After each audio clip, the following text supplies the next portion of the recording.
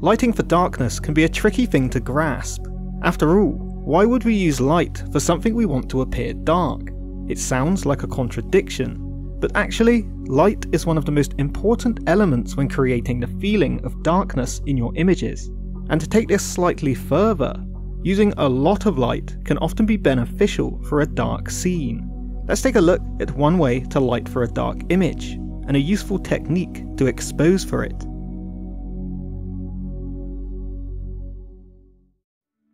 So let's start with an appropriate lighting pattern for a darker scene.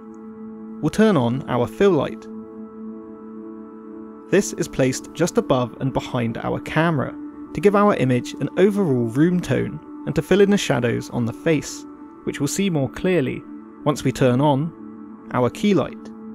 This is placed in an upstage lighting position, lighting the side of the face furthest from the camera, and is a flexible way to light for something both darker and lighter, whilst providing depth to your image.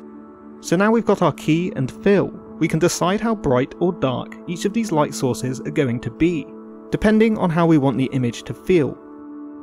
You can see the feeling and mood of the image changing as we adjust both light sources. Let's settle here for now. Now, even though we've used an upstage key light and we've not done anything to light our back wall, you'd be hard pressed to say this feels like a dark image.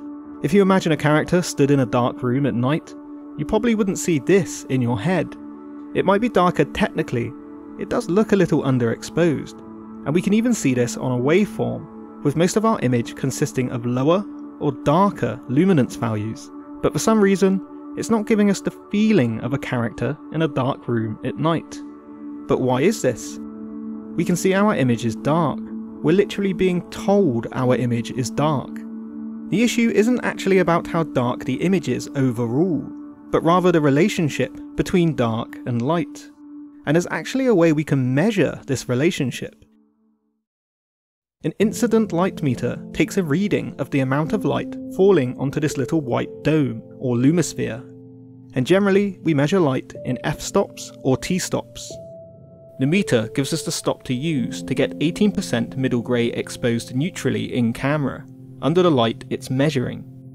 It doesn't take into account the colour and reflection of the light from a face, but it can still work as a guide for exposing skin. Generally, if we set our camera lens to the stop an incident meter measures near the face, we'll be exposing above middle grey on lighter skin, and below middle grey on darker skin. So using an incident meter to set exposure generally gets skin tones exposed to an average place, but it isn't necessarily the exposure we want. After all, there are hundreds of different skin tones. These days, with the flexibility of digital video, skin tones can be exposed above, at, or below middle grey. It's a creative choice, and often depends on the overall look or specific scenario you're shooting. Not to mention, we have easy access to tools like false colour, which can also help us to determine where to place exposure values on skin. So what's the point in using an incident light meter if we can just use something like false colour to expose our skin tones how we want them? Let's find out. We've set our skin tone exposure from our key to where we want it using false colour.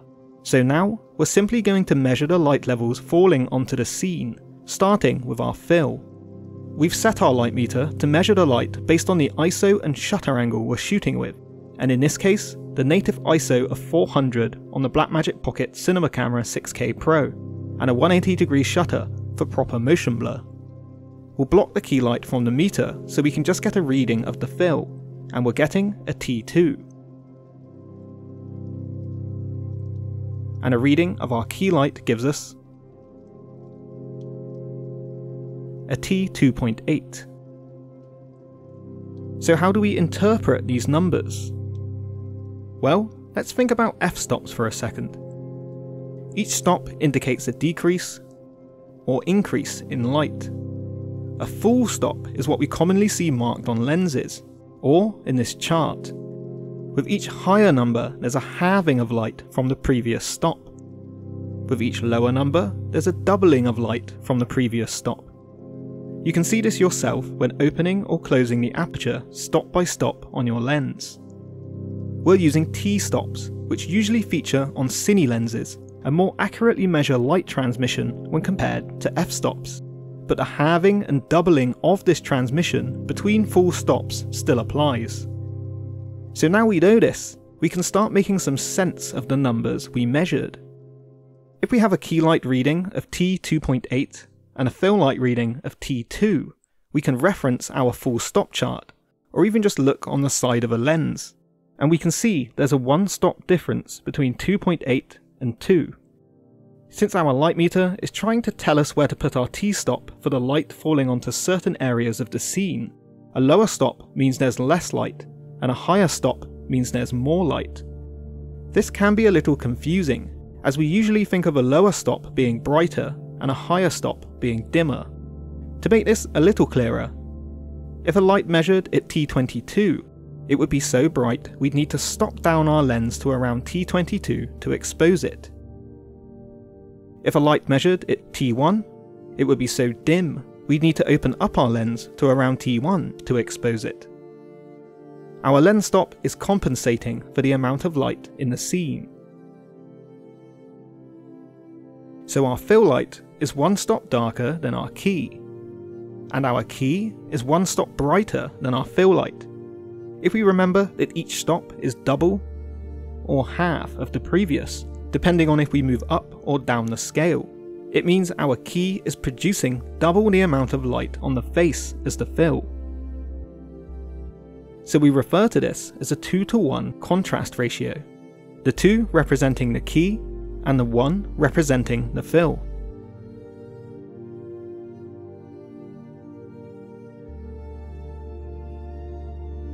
Let's turn our fill light down a little further. This feels a little moodier. It's starting to feel like our subject is standing in a dark room at night. We'll measure our fill light again.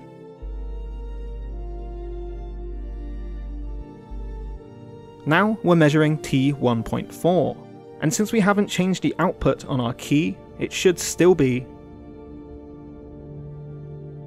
T2.8.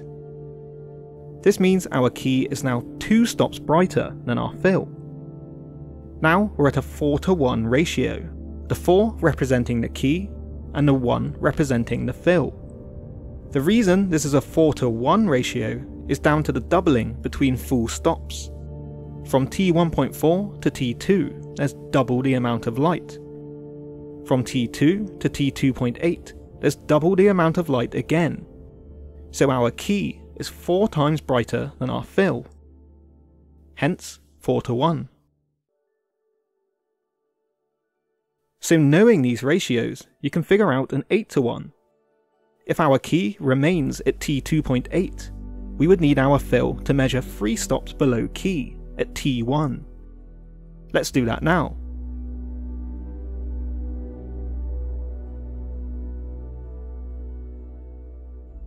Our fill is measuring at T1.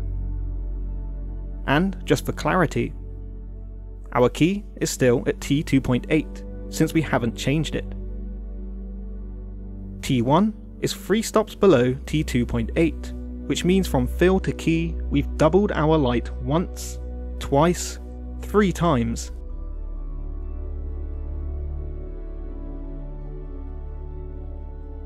Giving us an 8:1 contrast ratio. And look what we've got. Our subject standing in a dark room at night, simply by using the relationship between dark and light in the form of a high contrast ratio. But this doesn't feel quite complete. Our subject is definitely in a dark room, but where's this light coming from? If he's being lit by something, why can't we see the wall behind him? And another issue, look at all this noise. We're really pushing our camera's dynamic range. We used a relatively hard light, which when combined with its upstage angle, created some specular reflections on our subject's skin. We exposed this using our false colour in such a way that the brightest part of the specular highlights hit the recommended skin tone line, whilst most of the face transitioned into a level below middle grey. Basically, most of the exposure on our face, besides the specular highlights, is low, and since we're lighting with a high contrast ratio, a lot of our shadows are nearly losing detail, and some of them are losing detail. Because we're this close to the limit of our camera's dynamic range, our image has become pretty noisy. We're shooting with the Blackmagic Pocket Cinema Camera 6K Pro's native ISO of 400, which helps us to expose for a more balanced distribution of dynamic range. But if we want something really quite dark, with just a touch of detail in our shadows, this isn't going to help us much, especially since we exposed very specifically for the way our skin is being lit. So we have a few problems to solve here. Let's start with the noise. If we bring our exposure up in post, you can really see just how noisy our shadows are. We're going to need a fair amount of noise reduction, even more so if we decide we want to lift our shadows a little. This isn't ideal, but we can actually fix this without any noise reduction. Our Pocket 6K Pro has dual native ISOs of 400 and 3200, but we're just going to concentrate on the ISO 400 range here. If we look at our dynamic range chart, we can see each ISO gives us a different allocation of dynamic range, below or above middle grey. This acts as a guide as to how we can expose our image at different ISOs. And since we really want to dig into those near dark areas of the image without introducing any noise, exposing at ISO 100 seems like a good way to do it, since Blackmagic reckons we'll be exposing in a way that gives us 9.5 stops in our shadows, compared to 7.5 stops at ISO 400. But what does that look like in practice? Well, let's switch from ISO 400 to ISO 100.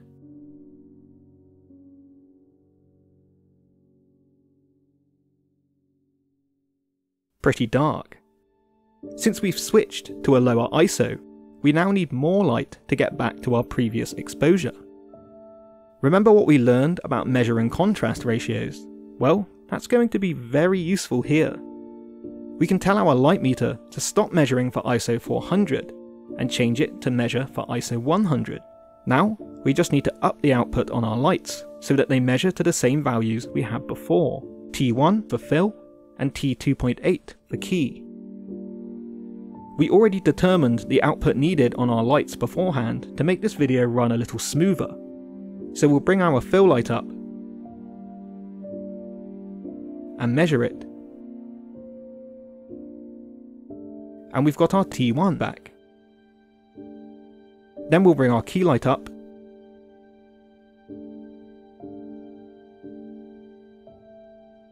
and measure it. And we've got our T2.8 back. Let's compare this shot to the one before we changed our ISO. Apart from the fact we budged our key light a little, causing it to light a little more of the shoulder, they're essentially identical. Even though we had to introduce more light into the scene due to the drop in ISO, by measuring the amount of light relative to our new ISO, we got our 8:1 ratio back quickly and efficiently at the correct exposure, with no guesswork involved. And take a look at the shadows. Shooting at ISO 100 has allowed us to expose in such a way that we're no longer getting a large amount of noise in the shadows like before. We can visualize this by looking at our Blackmagic dynamic range chart. Now we won't figure out the specific stops here, but we can roughly plot our key light and fill light on the chart at ISO 400. At a certain point in our shadow range, noise is introduced to the image, and our shadows were sitting somewhere within this noise. When we dropped down to ISO 100, our midpoint shifted up, and we needed more light to properly expose the image, so we brought both of our lights up, whilst maintaining our 8:1 ratio, and away from the noise. And since we shot in B-RAW, we're able to change our ISO in post, and if we switch back to ISO 400, you can see exactly what we've done to get these cleaner shadows. We've exposed to the right. Shooting our image at ISO 100 in camera simply functioned as a guide, enabling us to see how our final image would look without having to view an overexposed looking shot. This also gives us the legroom to lift our shadows in post if we decide the contrast ratio is a little too high. If we exposed using ISO 400, we wouldn't have had this kind of flexibility without needing a lot of noise reduction. So, back to completing the scene lighting-wise. Our back wall is looking quite dark in comparison to how much light is hitting our subject.